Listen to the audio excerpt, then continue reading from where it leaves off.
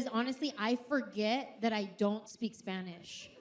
I'll see a situation happening where there's like somebody who doesn't speak English trying to talk to somebody who doesn't speak Spanish, and I'll be like, oh, let me go help.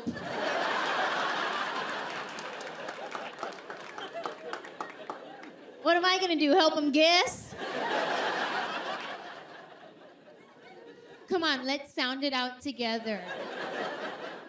Pale, paleta. I think he wants pasta. You're welcome. I don't speak Spanish, but I like to sing in Spanish. Yeah, because I'm good at memorizing lyrics. I just have no idea what I'm saying. So I sing in Spanish all the time. Este corazón que aún te adora. Like something about a heart, like a heart was involved. I like to go to the Mexican restaurants when they have the mariachis playing, and I purposely request a song that I know the lyrics to. And I'll be like, I'm gonna sing it with you. And they get excited, they're like, okay. But they always know a slightly different version than the one I know. Because like, we'll start singing together. Este corazón que aún te adora.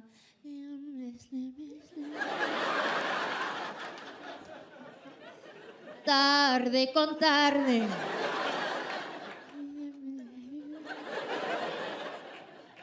Take it away.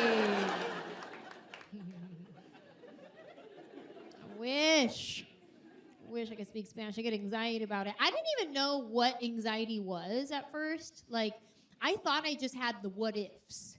Like the what if questions that creep into your mind and play tricks on you. Like, oh, what if she didn't text me back because she's mad at me? What if everybody I love dies? What if Starbucks runs out of cold brew? The what ifs, all day long what ifs. And I've been like that since I was a kid. Like every day, my mom would drop me off at school and I would cry because I thought she was gonna die. Yeah, I was real sad. She'd be like, bye, have fun. I'd be like, bye, don't die, okay? And sad, my teachers had to send me to therapy. They told the therapist, they're like, okay, listen, her mom is a trigger. We think she might be beating her. I was like, what? No, how stupid. My mom's not beating me. That's my dad, that's not why I'm crying. I just didn't want her to die. Even now as an adult, if I'm driving down the highway and I see a car accident, I immediately pray for that person. Whoever's in the accident, I pray for them. And then I pray for my husband. I say, Jesus, please don't let my husband get in an accident. Please don't let my mom get in an accident. Please don't let my sister get in an accident. And then I feel guilty if I then don't name every single person that I know. So by the time I get to wherever I'm going, I'm like 15 minutes late because I had to sit in my car and finish my prayer. And then I feel bad because I left my husband's family all vulnerable, didn't even pray for them. Just skip right over, prayed for my dog. Yes, I did. Plead the blood. Hallelujah. Shabbat. Oh, y'all don't pray for your dogs? Oh, well, I hope they don't die then. The what ifs, they creep into my mind.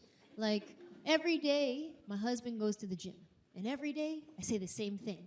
Bye, have a good workout. Don't die, okay? And then I run to the window and I watch him drive away. Like I'm a dog. That's when my husband actually leaves the house. But this is how bad it gets. Sometimes, even if we're both at home and I just haven't seen him in a while, the what ifs creep in my head. I start asking myself questions. Why haven't I seen him in a while?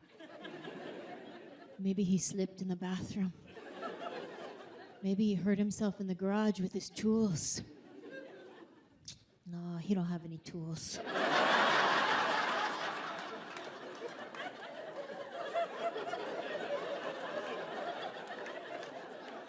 This is how it works. If we're both home at the same time and I haven't seen my husband in a while, he gets 3 babes before I freak out. Babe! Babe! Babe? 3 babes. If he's out and about, enjoying his life, and I text him, he has 3 minutes to reply. If I text my husband and he hasn't replied in 3 minutes, I've already imagined his death, his funeral, the outfit I wear to the funeral, the guy that I date afterwards that never measures up to him. Now, I don't know if anybody here has ever lived in a studio apartment before, but when you're young and single, that's banging. It's convenient.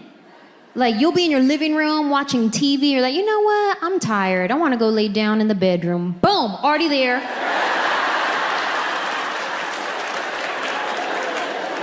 Convenient when you're young and single. However, studio apartment living when you're married isn't real conducive to staying married. Because you have no personal space. Like at our old house, if we got on each other's nerves, he goes to this room, I go to that room, we cool off, we're fine. Now in a studio apartment, if we get in an argument, when we're done arguing, we just gotta keep looking at each other's stupid faces. You know how hard that is? That is challenging. That should be a TikTok challenge, do that one. And my husband's good looking. Typically, he's really fun to look at. But if we have been arguing, I will make all his pretty features real ugly real quick. I'll be like, you know what? You see how your teeth are perfectly straight and you don't need a retainer? That's annoying. And like, we get it. You have perfect bone structure. Honestly, you have no character in your face. Get a scar.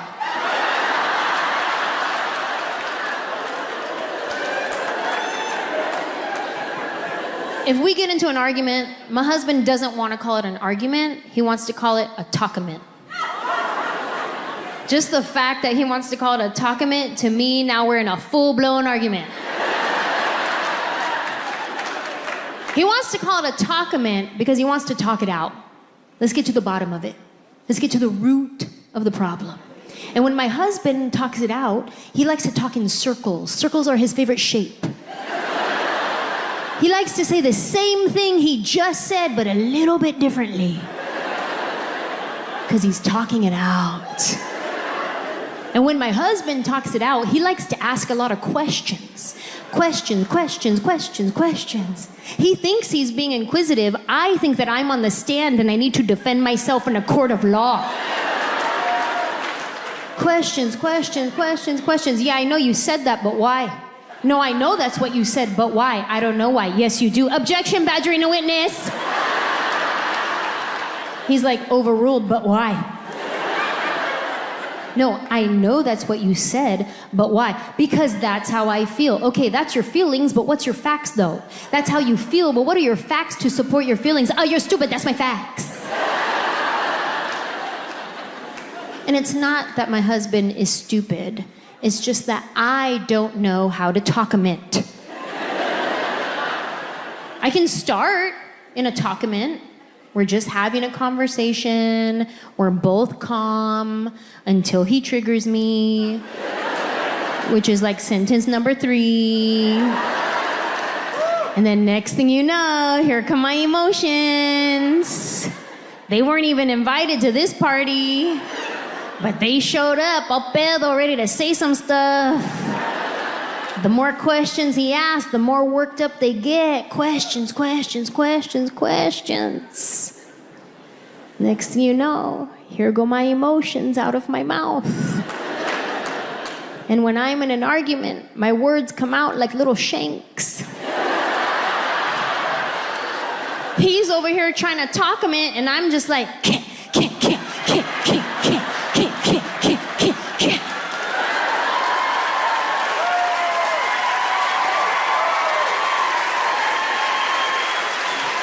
And now I have a bloody word massacre to clean up.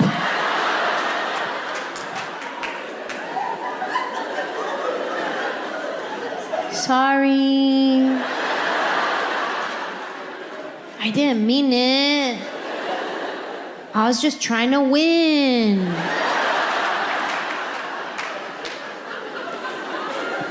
My therapist hates that joke.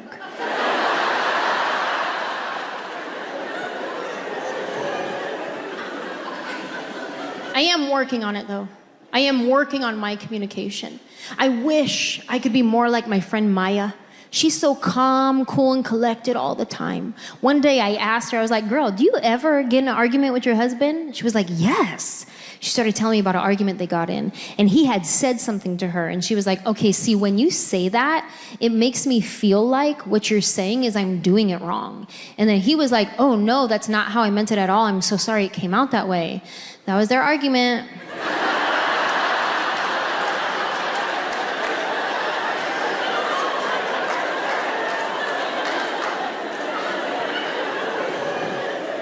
I'm sorry, what?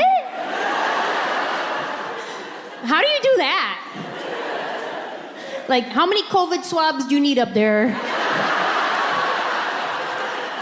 to respond like that? Like, no emotions involved, just clearly communicating. When you say that, it makes me feel like what you're saying is I'm doing it wrong. Me in that same conversation, oh, so I can't do nothing right then? Wow, so why you even married to me?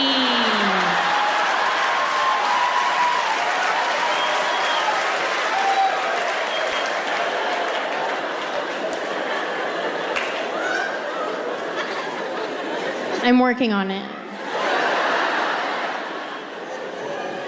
Living in a studio apartment when you're married, things that are normally easy are all of a sudden difficult, like watching TV.